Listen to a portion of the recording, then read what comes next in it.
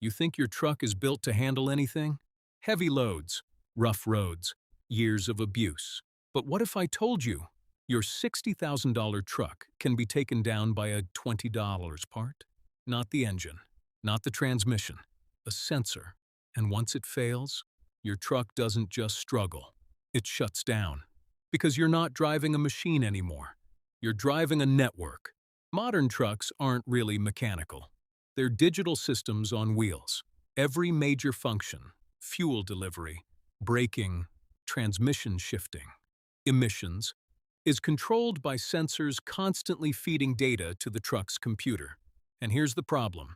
If even one of those sensors sends the wrong signal, the entire system starts to panic, not degrade, not warn you gently, shut down.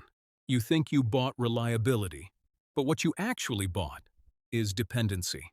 Dependency on tiny, fragile components that cost almost nothing, but control everything.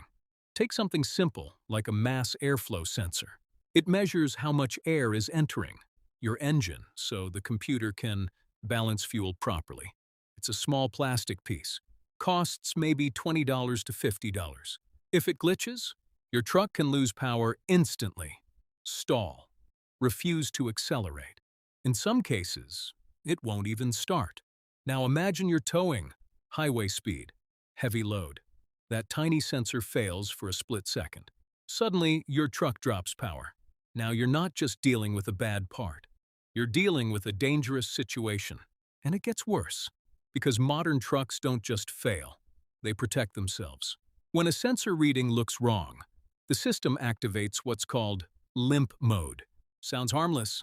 It's not. Limp mode can cut your speed to 30–40 km/h. Disable gear shifting. Limit engine power. Basically, your $60,000 truck turns into a slow-moving liability, and you can't override it. You can't push through it. The truck decides for you. This isn't about safety anymore. It's about control. Because once that warning light comes on, you're no longer the driver. The software is.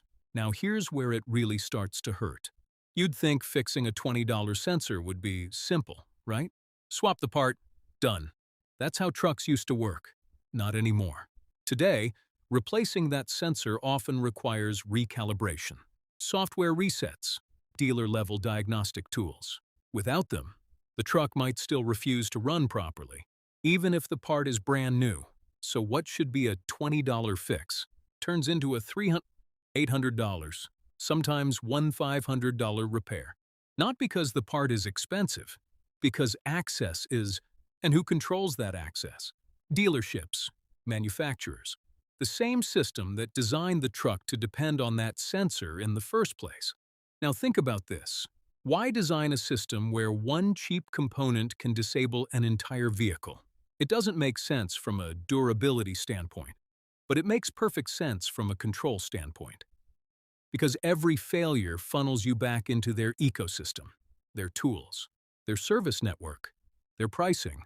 And most owners don't even realize it's happening. They just see a warning light, feel the truck lose power, and assume something major is wrong. So they go to the dealership, pay the bill, and drive away thinking the problem was fixed. But the truth? The system is working exactly as designed. Now here's the breaking point most owners hit. It's not the first failure, it's the pattern. A sensor here, another warning there.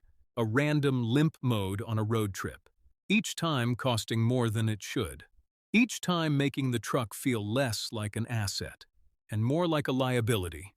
That's when the realization hits. You didn't buy a durable machine. You bought a controlled platform. So, what can you actually do about it? This is where smart owners use something I call the sensor buffer strategy. It's simple, but almost nobody talks about it. First, identify your truck's most critical sensors: mass airflow, oxygen sensors, crankshaft position sensor, wheel speed sensors. These are the ones most likely to trigger shutdown behavior.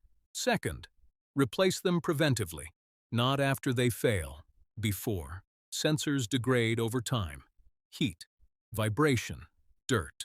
Waiting for failure is what gets you stranded. Third, use quality parts only. Cheap aftermarket sensors can send inconsistent data, which actually makes the problem worse.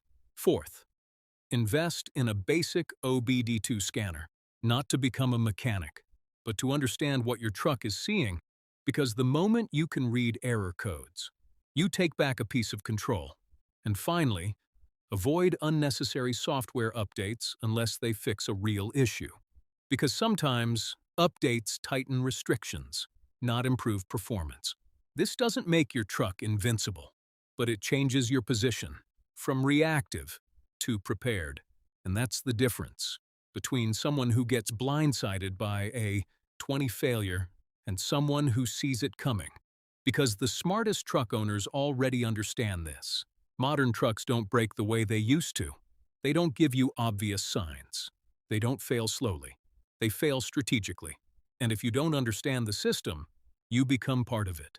But here's the part almost nobody is talking about. Some of these sensor failures, they're not random at all.